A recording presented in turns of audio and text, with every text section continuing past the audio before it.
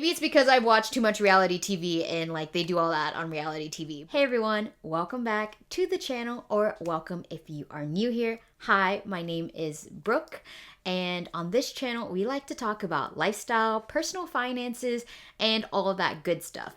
So if you like that kind of stuff, please make sure to subscribe. I really appreciate all of you who are here, and I love putting out these videos for you every week. And if you are new to the channel, just a little bit more about me. I am 28 years old, I am married, and I live with my husband in North Carolina. Today, we are going to talk about budgeting for vacation. I've seen a lot of people talk about that recently on a lot of the channels that I like to watch. I really like the channel Just Finance. They are a married couple who talk about their finances and use YNAB, and I really like their channel. I love watching their content, and they just put out a video talking about how they think through budgeting for vacation and making sure that they have enough money to go on vacation debt-free. And so I really liked the way that they did it. Their names are Kaylee and Shay, and I really love their channel, so make sure to check them out. I will put the link to their channel in the description below. They are so fun, and so I definitely think you should check them out. But today I'm going to talk about how I think through budgeting for vacation, because we are about to go on our family beach trip. We've been planning this since the beginning of February, and I'm really excited. It is going to be a week-long beach vacation. We rented a Verbo, and so we're going to be staying at this beach with my in-laws, and it's going to be a lot of fun. I'm excited. I will have to work while I'm there, but I am going to do like a fun little beach vlog. I think that would be really fun just to take you along with that. So get excited for that. I will be filming that and putting that up. I hope you've been enjoying the vlogs. I've been enjoying making the vlogs. So it's just a fun way for me to talk about my life and all that kind of stuff. So I'm going to show you the spreadsheet that I use in order to track our vacation spending. I do it a little bit differently than from our normal budgeting because, you know, these are one-off trips. So let's talk through all of the different categories that I like to focus on. All right, so I really like making my spreadsheets look pretty. So this is what I did. I really like the color pink. And so up here, I just have like this cute little photo of where we're going. I literally just do insert photo in cell, and then I search for like Google Photos, and it'll just show you whatever photos you can add in. So this is like a photo of Cancun. So like I mentioned in my budgeting videos, we are going to Cancun in October. I'm so excited for it. And one of the ways that we're paying for this is through our high yield savings interest. So our high yield savings account is a really awesome savings account because it gives you 10 times the national rate on average of a traditional brick and mortar savings account. And that is equal to hundreds of dollars a year. So for example, back in 2024, we made over $2,000 in interest just by putting money into our high yield savings account every month. And so that is just a great way to save for different things. So right now we're using it to save for our Mexico trip, and we already used some of it to pay for our flights and stuff like that, but that's a really great way to do that. If you need a high yield savings account, I have my recommendations down in the description box below. It is an affiliate link, so I will get some money if you sign up for it, but it is completely free to open this account. There are no fees to have the account open, and then you can just start making a rate that is so much higher than a brick and mortar savings account. So make sure to do that. I think that it's really great. It's a great way to save for your vacation with just putting your money into your normal saving stuff. Now, also on top of that, I do save regularly into a vacation sinking fund. I have a video all about how to use sinking funds. It's a great video for people who don't know what they are and want to get started with saving money in that way. So I will also link that in the description below and put that up here in the cards. So make sure to check out that video. But each month I put aside about $300 into that vacation sinking fund. So if I don't have like a specific vacation that I'm earmarking the money towards, then I can just pull it from my vacation sinking fund general fund and put that to work on that. But now that we've talked about how I kind of fund it, let's talk about some of the different categories that I go through. So when it comes to preparation, I love to use credit card points, and I think you should as well.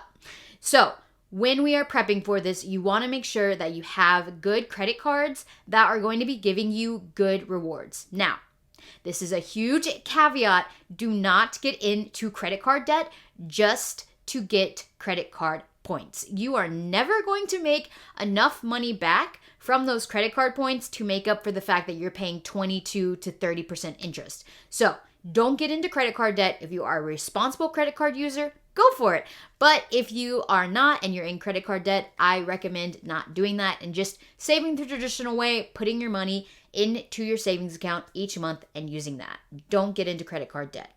But if you are responsible, you can use the credit card's reward system to help you out. And that's what I like to do. I love to use my Chase Sapphire Reserve. And this year I also got the Capital One Venture Rewards card when they had their elevated welcome bonus. So one of the ways that you get a lot of value out of these credit cards is if you sign up for a new card and you reach the threshold to get the welcome bonus. Usually that threshold is going to be spend X amount of dollars within a certain time frame, usually 3 to 4 months. Then once you reach that threshold, you'll get those extra points, and you can use those points to pay through the credit card portals that they have, different rewards portals that you can do it, or you can transfer to the airline partners and hotel partners that they have. Now, each credit card, each bank has different airline partners, different hotel partners. So you want to make sure that you do your research about which cards have which partners, because that's going to be the way that you're going to get the most value out of your credit card points. If you go transferring it to, say, Hyatt, or transferring it to Air France or anything like that, doing that, that's how I've saved hundreds of dollars on travel, and it's a great way to use up those credit card points, get those welcome bonuses, and use that to fund your travel. So when we are talking about that, there are tons of channels out there. I personally subscribe to the Daily Drop. They have a newsletter that goes out every day, and they talk about different things in rewards points land. I also like the points guy, so there's lots of different blogs out there if you're interested about that. Also, if you're interested in this topic, I can also make like a very short beginner guide to it, because I still feel like I'm more of like a beginner to intermediate on this subject. But if you want that kind of video, let me know down in the comments. I would be happy to make that video as well, to kind of explain that and to explain how I get the most out of my credit cards. Now, in our spreadsheet, the first thing I like to do is put out the destination. So this one, we're going to Cancun, and then I also list out our travel dates. So we are going for 4 nights from September 15th to the 19th. That's going to be so exciting. And then in here, I have a preparation section. So you can have different sections, but this is how I like to break it up. With the preparation section, this is going to be a lot of those fees that you really don't think about, but are going to be important. So some of the fees that you might have to pay for include plane seat choices, especially if you get cheaper tickets. So like if you're in budget economy, you usually have to pay to upgrade and choose your plane seat choice. So I just budgeted about $100. That's like $50 per person, and that's for a round trip. And then also, since we're going out of the country, we need an eSIM card. I love to use eSIM cards because they are so easy to use.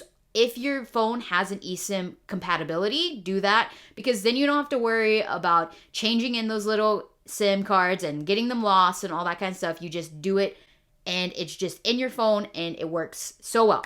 So the eSIM card that I like to do is Airlo, and what you can do is you can pay for data only. You can also pay for data and voice, but I usually just pay for data only. And if you're in any country, you can choose the different eSIMs, and it'll tell you what it's compatible with, what region it's compatible with. And so for this one, I am budgeting for 2 eSIM cards, and they have like a 1-week version, which is the amount of time that we're going to be there. So Airlo is a great one. Definitely check them out if you need an eSIM card. And then finally, a currency exchange. So we are going to an all-inclusive resort. However, I wanted to make sure that we are putting down cash for tips. So I am going to exchange the money into Mexican pesos. And I will do that before we go on our trip, and not do it when we're at the airport, because the airport exchange rate sucks. It's so bad. I recently did that because I forgot to exchange my money before I went to Argentina earlier this year. And when I went and changed my money over to Argentinian pesos, my exchange rate was absolute crap.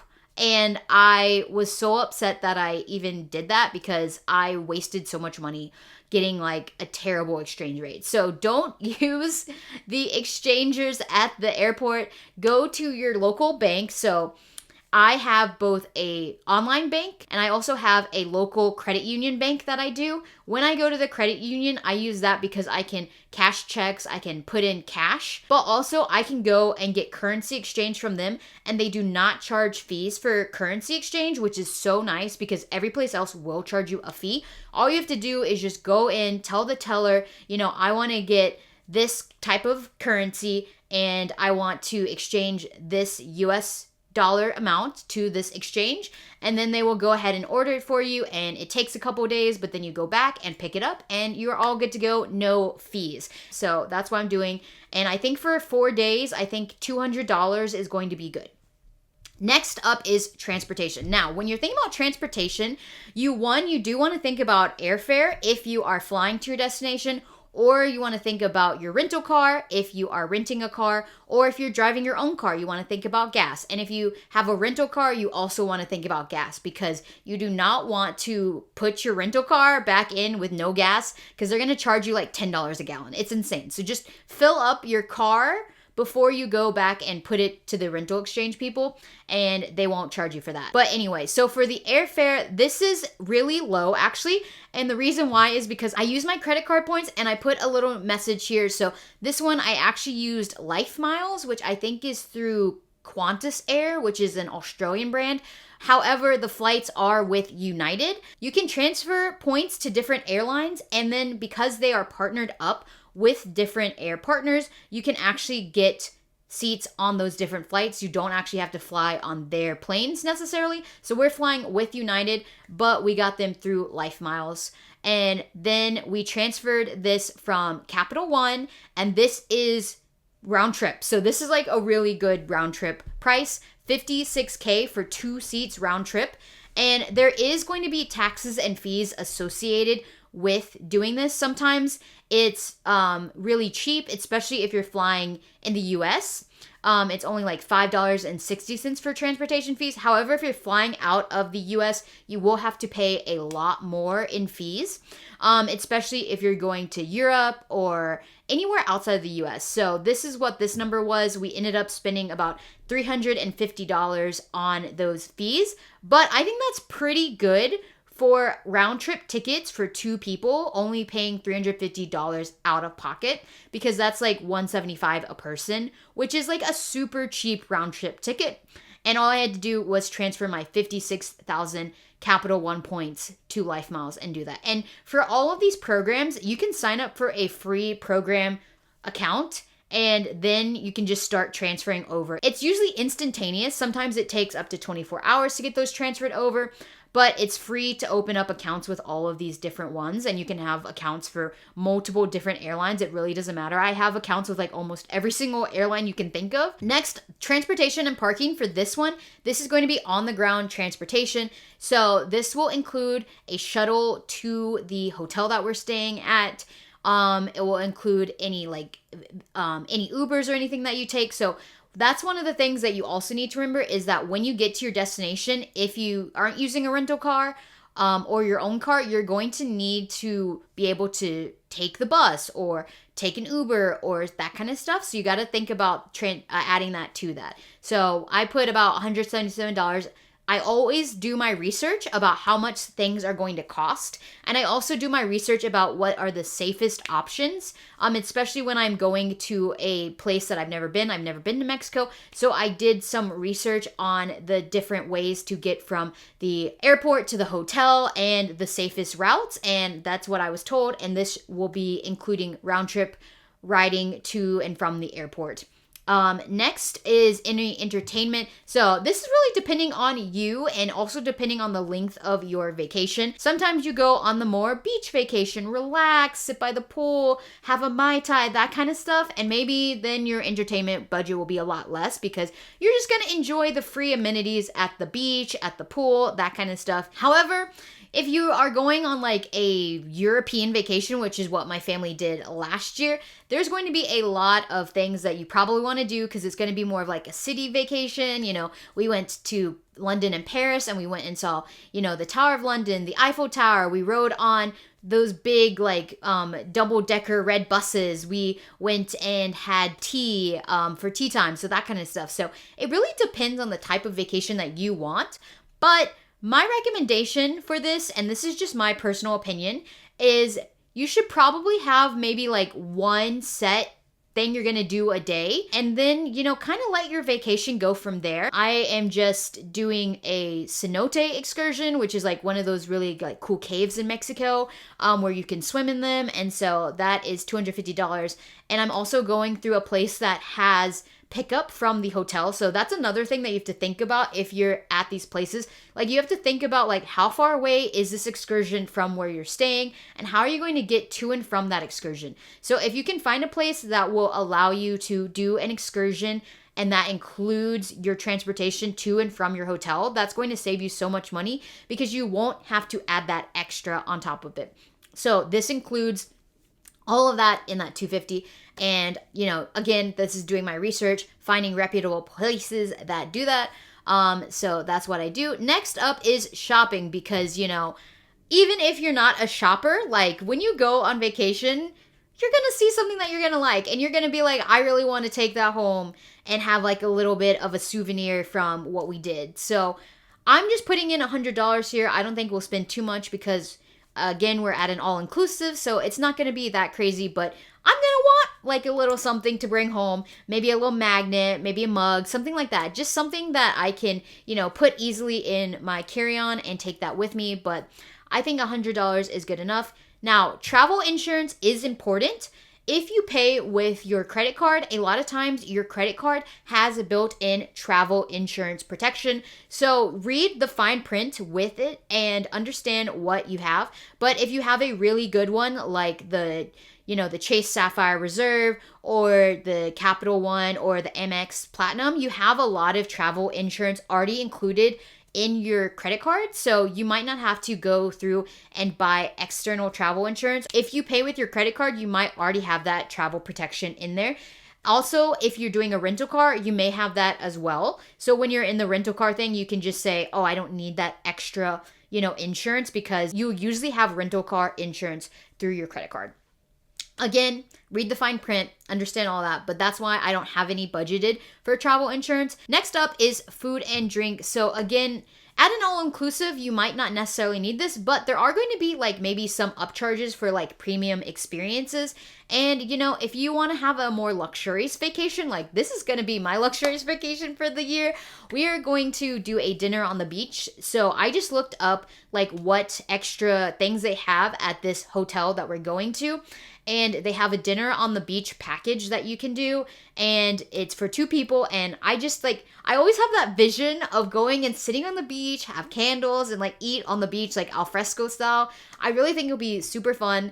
Maybe it's because I've watched too much reality TV and like they do all that on reality TV, but like I just think it looks so fun. So we're gonna pay for that, and I think that will be good because we saved so much money on our last thing here, which is lodging.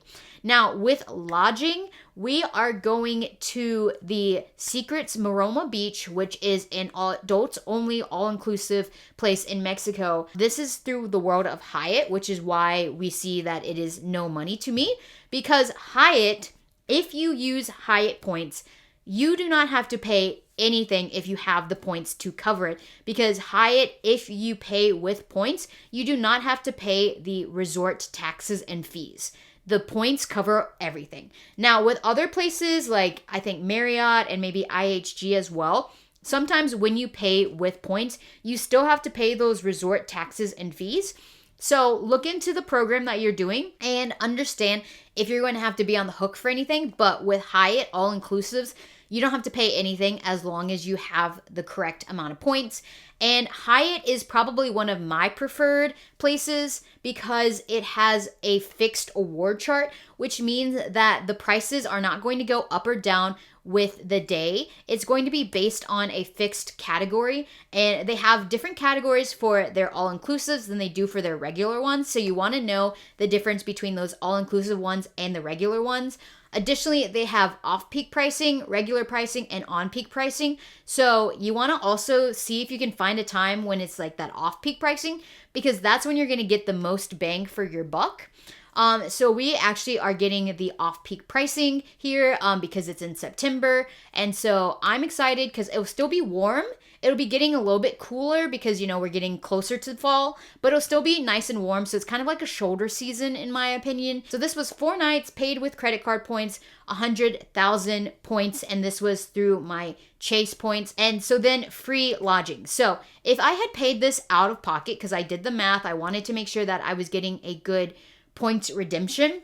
This would have cost us about $2,100 out of pocket, including taxes and fees and all that good stuff. And so using 100,000 points, that means that we are paying about 2.1 cents per point, which is really a great redemption value, because if you transferred them and paid, if you did a statement balance or something like that, usually credit card points are only worth 1 cent per point. So getting 2.1 cents per point value is amazing. And so I'm really excited about that. And so then here I just have the total estimated budget, the total actual spent, and then I have a left to spend area here. And so that's what we're doing for that. I'm very excited. And then with all this, I just kind of rinse and repeat. I just copied this over, and this is for when we're going to New Orleans. My favorite tool to use, which is completely free to use to find all of these point seats, is pointsyeah.com. So let me just open up pointsyeah.com. And then when you're on here, all you have to do is just, put in your information about if you want to do one way, if you want to do round trip, multi-city, how many people, what cabin you want to be in. And also you get to choose your bank program, which is really helpful if you don't have all these cards listed. And then you just say departing from what airport, going to what airport, and then the dates.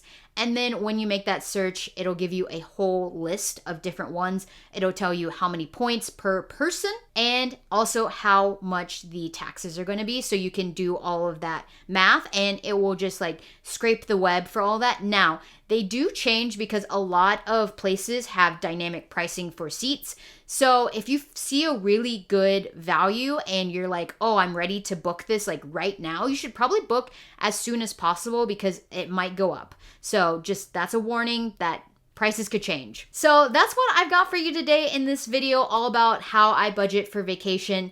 I think vacation is a really important part of life, and you can do vacations on various budgets. You don't have to go to the all-inclusive resort and pay thousands of dollars. You don't have to do the credit card points game if that's not really your jam. Some people don't like to do that. Some people just don't, and that's fine. I like doing that. I like maximizing my value.